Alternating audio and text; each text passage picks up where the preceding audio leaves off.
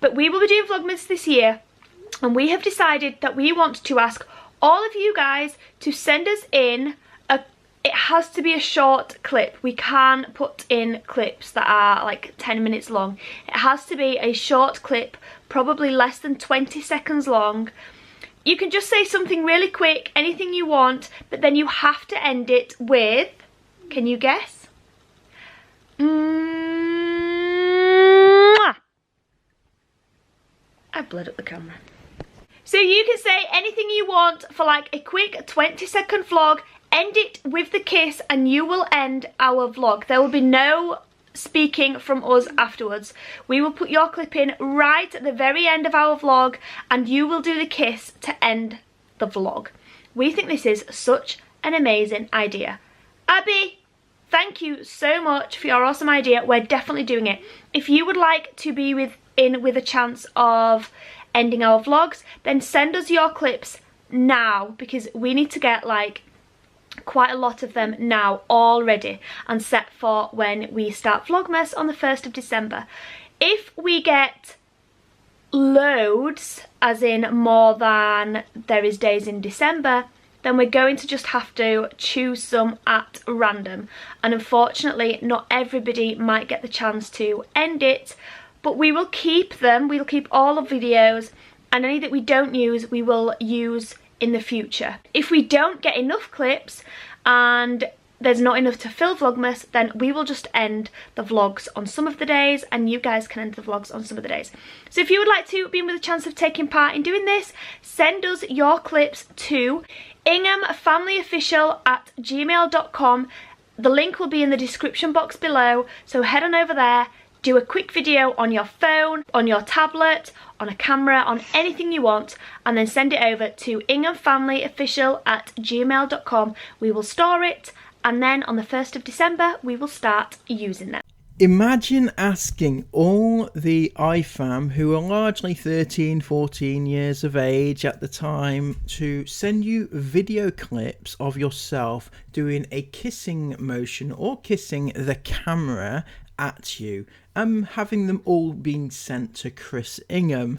That in itself sounds a little bit dodgy. However, that is in fact exactly what happened.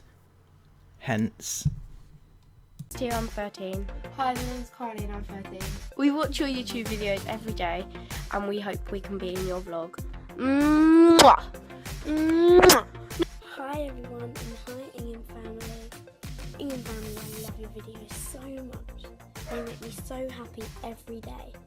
Merry Christmas everyone. Mwah! Hi guys, Merry Christmas. My name is Billy and I live in the UK. Please like this video and subscribe down below if you haven't already. Bye.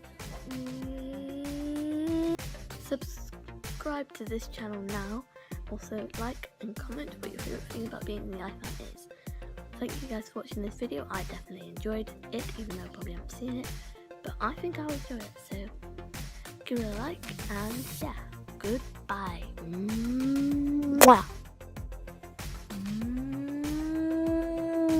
Hi Ingham family. I am such a big fan, and I just thought I'd say hi and wish you a Merry Christmas. And I love you guys so much, and I hope to meet you one day. Mwah! Christmas tree. Thank you for clicking on tonight's video. Don't forget to smash that thumbs up, comment down below what you want for Christmas, and subscribe. Night guys. so imagine being Chris Ingham, receiving all these messages to his inbox. Imagine what that inbox looks like right now, right? Did he ever delete those images? Did he ever delete those videos that he was sent from all these 12, 13, 14-year-old girls? Did he ever? No? Don't know. Who knows? Maybe right now he has an inbox full of them, right? Doesn't bear thinking about. But what we're going to be discussing today is whether or not he had permission in the first place to put those kids on his videos, right? Because it goes without saying that really, if you're going to feature, because this isn't just simply filming a child in the background, which would be bad enough, but this is actually asking them to send you something to feature in the vlog, right? So one would have hoped that Chris would have sought the parents' permission, either verbally or in writing, to say, yeah, we can use your child in our videos. But did they? Did you, Chris? Did you ever think that you might need a parent's signature or permission to do such a thing? So today we're going to look at the legalities of what he did and whether or not there's anything that can be done.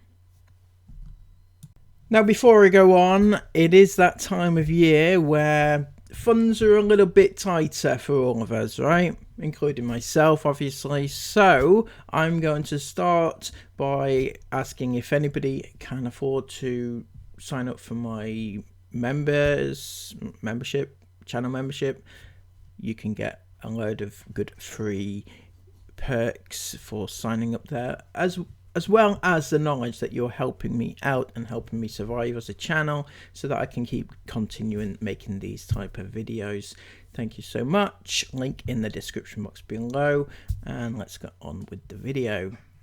Now, looking at this situation where Chris has put kids in his videos to monetize them and just use their imagery in general, right? There's a possibility that these kids, now adults possibly, would be able to go back and ask him to remove those segments or the entire video, right? But the question surrounds things like, are they allowed to do it anyway without permission? This is what I asked the YouTube help. I said, if I wanted to interview a stranger for a video, would I need to obtain or submit a model release form? And they said, that is a good question. I know how important content is to you. And I thought, thank you, Candy. Yeah, I'm not quite sure where they get these names from personally. But I wouldn't be calling myself Candy or anything like that. She goes on to say, I would want to ask the same question as well. Let me do my very best by providing insights regarding your concern.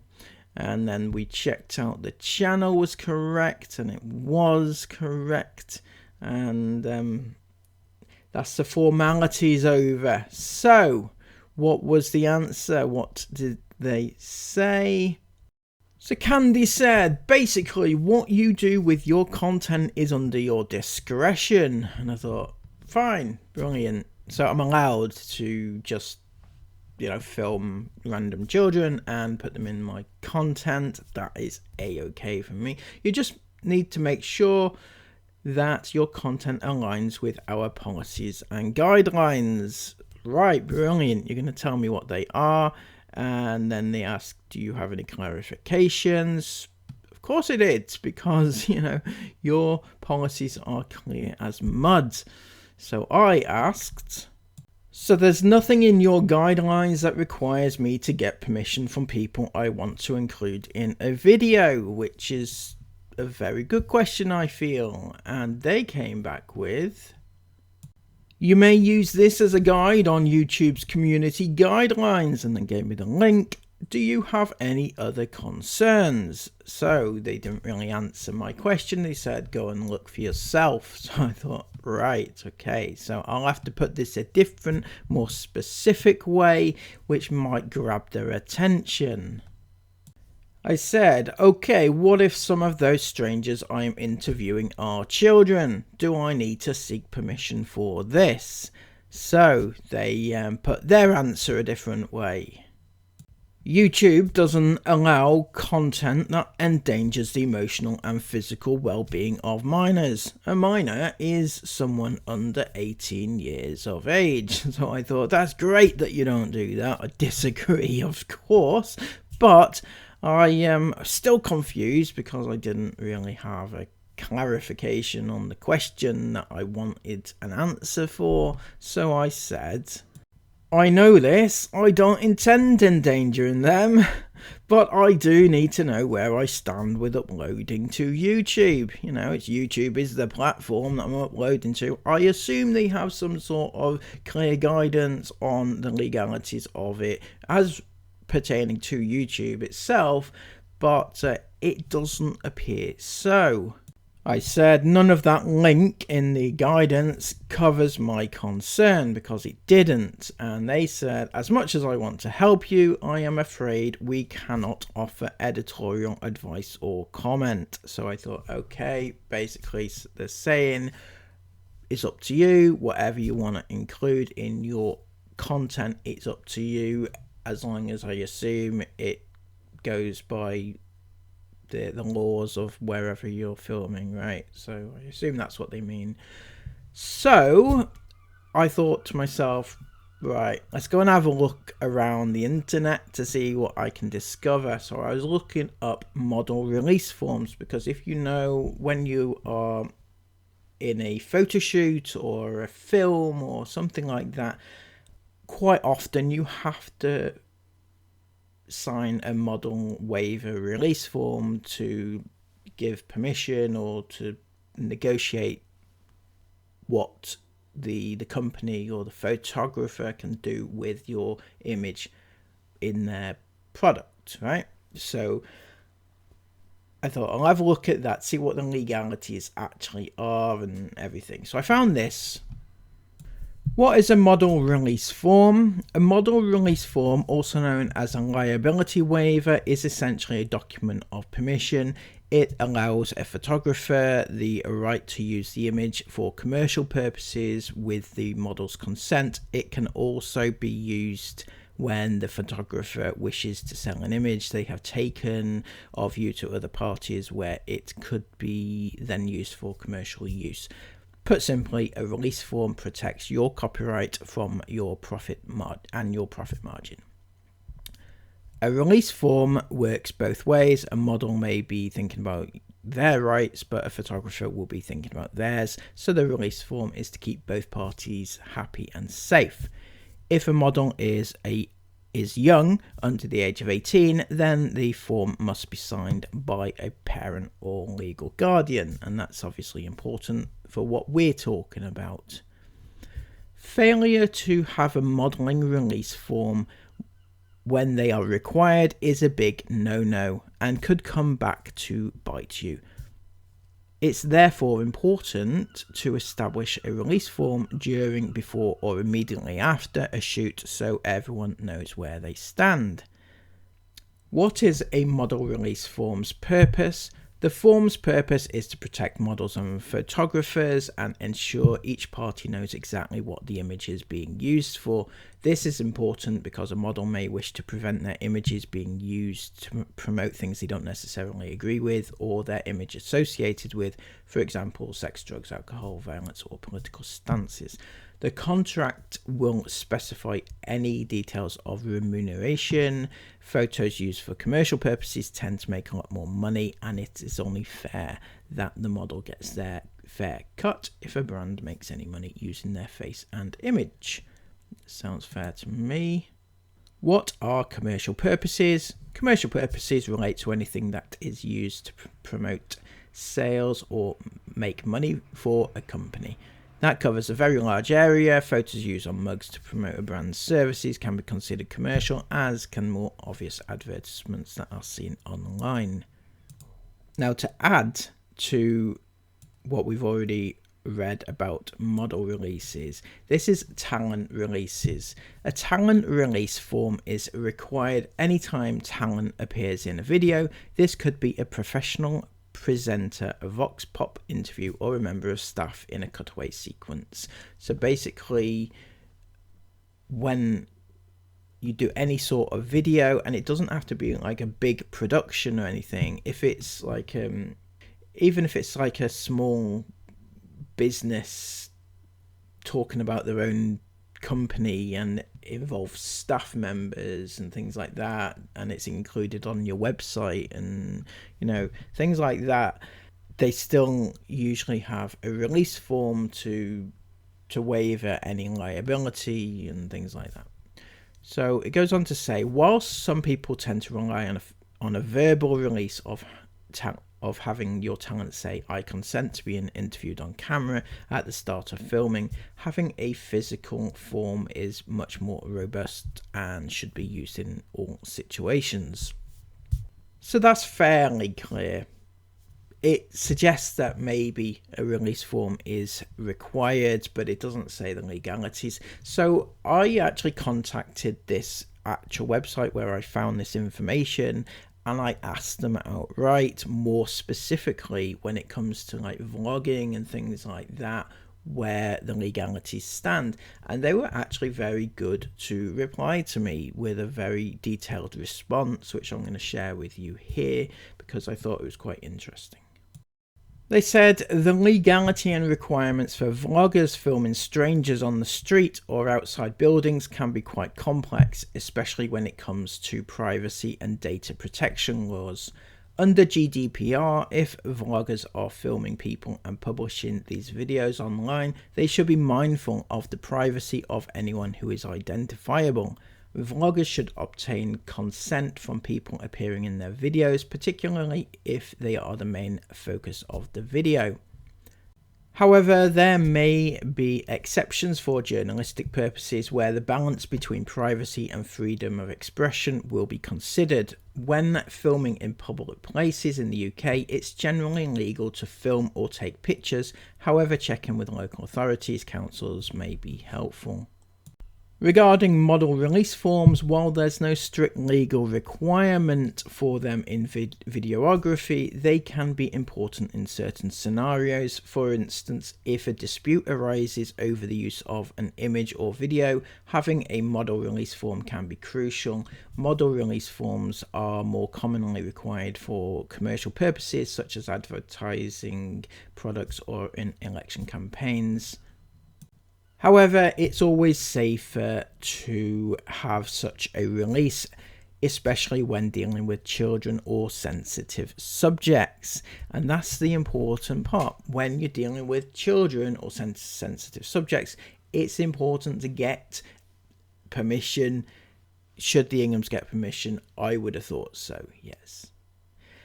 Now, as an aside, there's also an interesting bit which surrounds filming in public and buildings, private buildings in specific.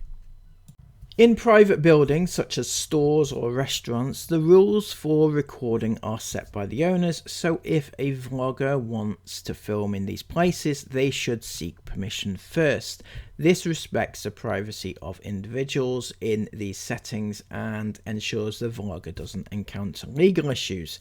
So that's an important part to consider as well, because obviously we know that vloggers and the Inghams do film in private buildings a lot, all the time in actual fact, and it's often overlooked because not just the Inghams but all vloggers, they all do it. They go into a shop and they start filming, and it's so embedded in people these days, thinking that that's normal and right and legal when actually it's not, because if you're going to film in a private place, you need permission from the owner in order to film it, you know.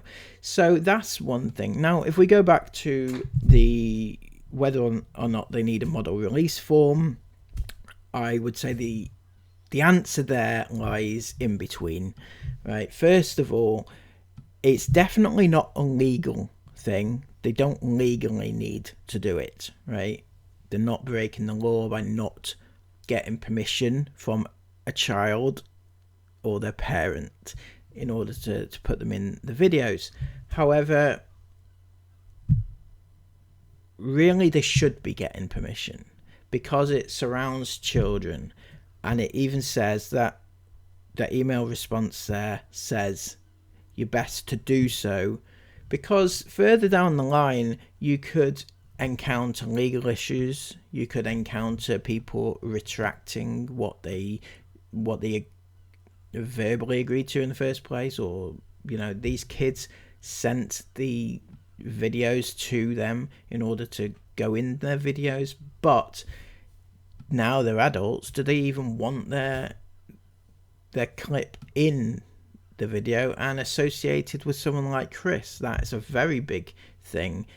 I'm sure a lot of these kids, now adults, probably have forgotten that they even ever submitted these, and that they currently are still on an Ingham vlog, and that they have the right to remove it should they wish to do so. But I don't know. They probably moved on, but forgotten. So anyway, those are the thoughts that I have about the situation. I just wondered whether or not Chris ever sought permission to put these kids in his videos, and asking them to give him a smooch in the camera is just a little bit weird. And also, does he still have those images and those clips in his inbox? Anyway, until next time, please give this video a massive thumbs up, comment all your thoughts about it down below, and subscribe to the channel if you are new, and help me get up to 10,000 subs. Thank you all so much. Until next time, take care of yourselves, and bye bye.